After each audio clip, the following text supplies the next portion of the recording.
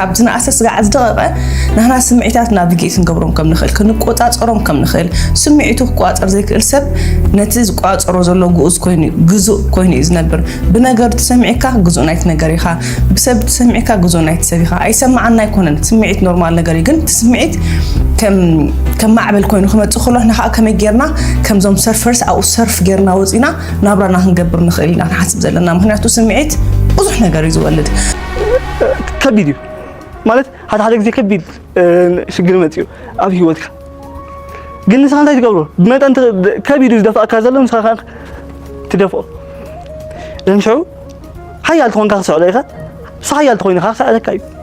كما يتحكي وقت تدفع فا يسأل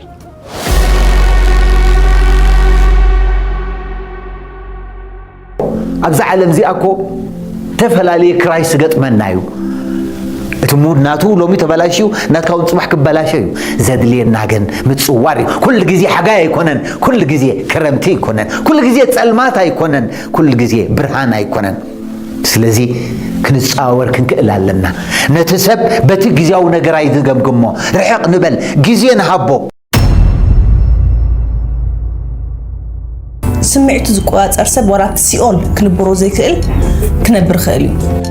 حدا ممر راب كلمة تمهرقو حانتي بما يزملقت كوبايا حيزو قومه إذا كوبايا زيقا كندي تمزل إيلو دما حتتو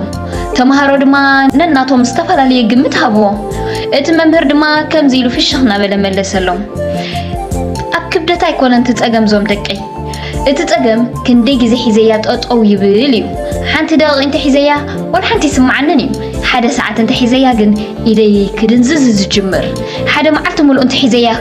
إيدي سليعو كم زود غيز قبرني إيلو ملسلهم سمعيتاتنا مبار لك عكم يوم حرقان جنكات ويدما كج زمت سمعيت نحتير جزيك سمعك بحريوي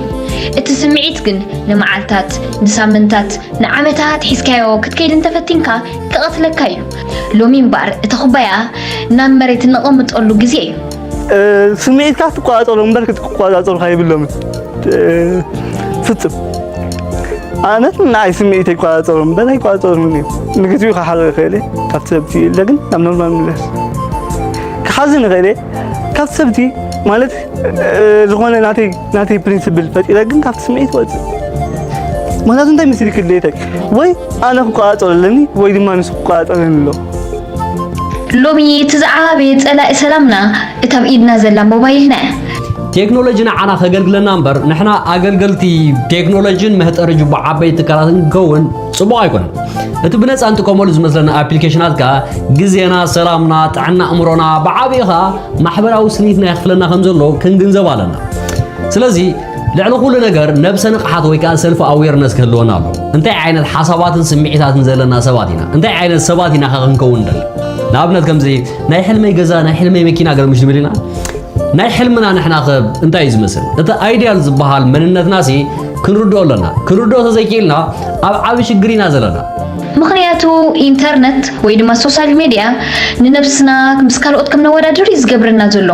ንሕና ገና ካብ ዓራትና ከይተሳእና ከለና ኣብ ቲክቶክ ወይ ኣብ ኢንስታግራም ዝተፈላለዩ ሰባት ክስሕቁ ክበልዑ ክገሹ በቃ ዓለሞም ክሪኡ ንርእሞ ወኣነ ዳ እንታይ ይገብር ኣለኹ ዝብል ሕቶ እዩ ዝወልደልና እቲ ሓቂ ግን ሰባት ነቲ ዝበለፀ ገጽ ነቲ ዝበለፀ ታሪኾም ጥራዮም ዘርኢና ዘለው እምበኣርከስ ንሕና ካብዚ ክንገላገል እንተኮይና ልክዕ ከምቲ ናይ መግቢ ጾም ናይ ማይ ጾም ዘሎ ንኢንተርኔቱን ጾም ንግበረሉ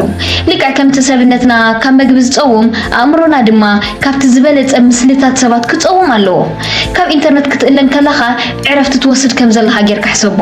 ሞባይልካ ክትጥቀመላ እምበር ንሳ ክትጥቀመልካ ከነፍቅደላ የብልናን እቲ ቅጭ ዓይነት ስምዒት ዘብለና ዘሎ ነገር ምናልባት ኣእምሮና ካብቲ ጫውጫውታ ናይታ ዲጂታል ዓለምና ክንወፅእ ስለዘለና ክኸውን ይኽእል እዩ እምበኣርከስ ካልኦት መፍትሒትና እንታይ እያ ምስ ፈጣሪና ምርኻብ ጸሎትን ምስትንታንን ምዝውታር ማለት እዩ ስምዒትና ካብ ቁጥጥርና ወጻኢ ክኾን ከለዎ መንፈሳዊ ዕንቅፋት ኣጋጢምና ኣሎ ማለት እዩ ኣብዚ ዓለም እዚኣ ክሳብ ዘለና ሃይማኖት ይሃልወና ኣይሃልወና ብዘይገድስ ምስቲ ካባና ንላዕሊ ዝኾነ ሓይሊ ፈጣሪ ምርኻብና ናይ ግድን እዩ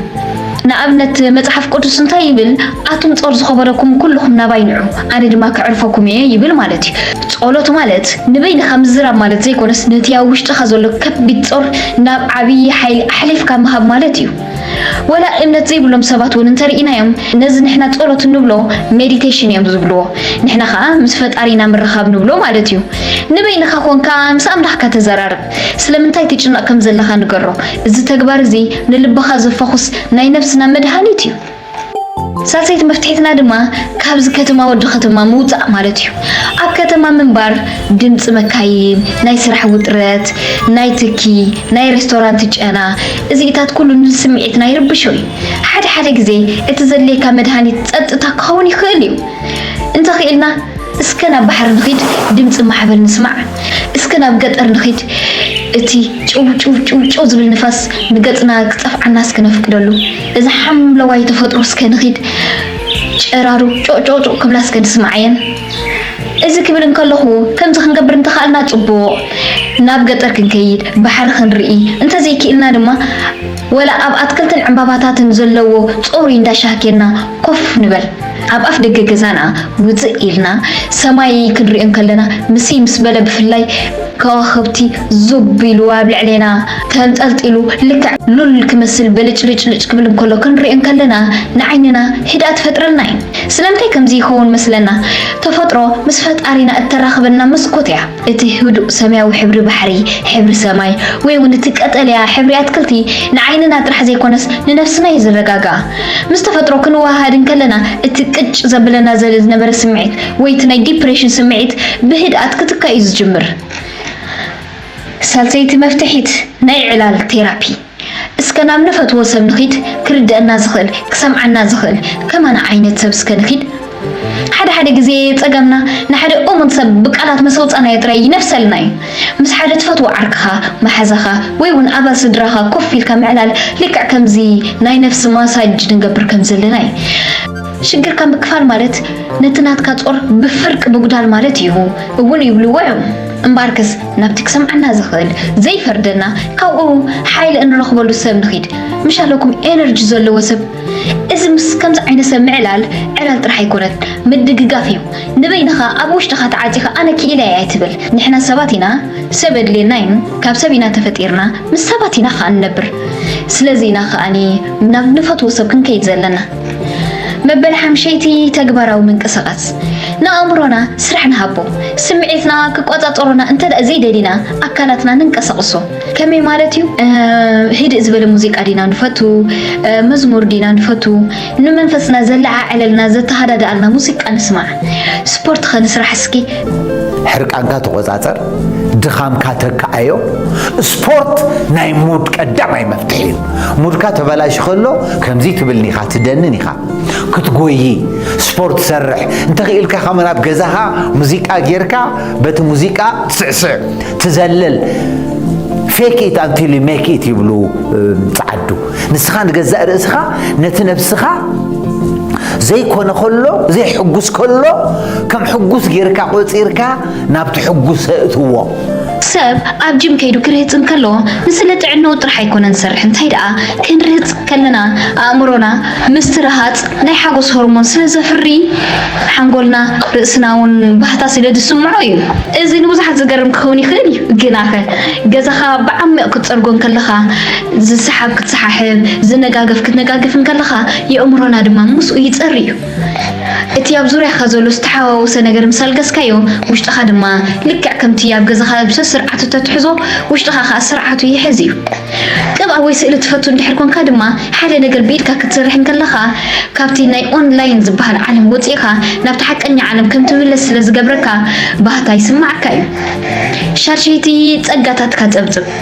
ሰባት ኩሉ ግዜ ኣብቲ ዘይብልና ነገር ኢና ነተኩር ስራሕ የብለይን መኪና የብለይን ገለ ንብል ግናኸ እቲ ዘለካ ነገርከ እቲ ዘይብልካ ነገር ጥራሕ ዘይኮነስ እቲ ዘለካ ነገር እውን ርአዮ ሎሚ ጥዑይ ኮንካ ተስተንፍስ ኣለኻ ዓብ ፀጋ እዩ معقوب جزان تلك زبل عن تلك سدران تلوها ما تشم نسخة كمليونات سبعة حيش اللخا بحسب ما نبلهم أبزح أنا مزياس حسب ينزل لنا حسب بحسب وسي شح عمد كمانين نبرنينا ስለዚህ እምበር ንኽንነብር ኢና ክንሰርሕ ዘለና እምበር ንኽንሰርሕ ኢልናስ ክንነብር የብልናን ክልተ ሰለስተ ስራሕና ስራሕካ ነታ ዘላትካ ሓንቲ ህይወት ብጭንቀትን ብድኻምን ክትውዳእስ ፍትሓውስ ኣይኮነን ምክንያቱስ ጽባሕ ክትሞትን ከለኻስ እቲ ዓመታት ድፍእ ኢልካ ዝስራሕካሉ ስራሕ ክልተ ሰለስተ መዓልቲ ከማና ይፅበይ ይኳን እዮም ብኻልእ ሰብ ክትክእዎ እዮም እቶም ስድራኻ ጎነይ ትብሎም ፈተውትኻ ግን ንዓኻ ብዝኾነ ሰብ ክትእክኡኻ ኣይክእሉን እዮም ስለዚ እምበር ኣብዛ ውሕዳት ዓመታት ዝተዋሃበትና ዓለም ግዜና ኣበይ ነጥፎ ክንፈልጥ ዘለና እምበር ከሳ መወዳእታ ስምዒታትና ከም ማዕበል እዮም ይመፁ ይኸዱ ንሕና ግን ባሕሪ ኢና ክንከውን ዘለና ማዕበል ንባሕሪ ኣየጥፍኡን እዩ ስለዚ እምበር ካብ ኢንተርኔት ዕረፍቲ ንውሰድ ምስ ፈጣሪና ንራኸብ ምስ ተፈጥሮ ንወሃሃድ ጸጋታትና ነመስግን ንነፍስና ግዜ ንሃባ ምክንያቱ ንሕና ሓንሳብ ጥራይና ንነብር ሰላምካ ኣብ ኢድካ እያ ዘላ ካብ ኢድካ ነፊራ ንኸይትወፅእ ምሕላው ግን ናትካ ስራሕ ዓይነት ቪድዮታት እንድሕር ደሊኹም ሓድሽ ቪድዮ ምዘርጋሕና መታን ባዕሉ ጎቲቱ ከምፃኩም ነዛ ቪድዮ ላይክ ግበሩላ ኮመንት ጻሓፉላ ናብ ካልኦት ኣካፍልዋ ወይ እውን ሳብስክራይብ ግበሩ ብዝተረፈ ኣብ ቀጻር ረኽበና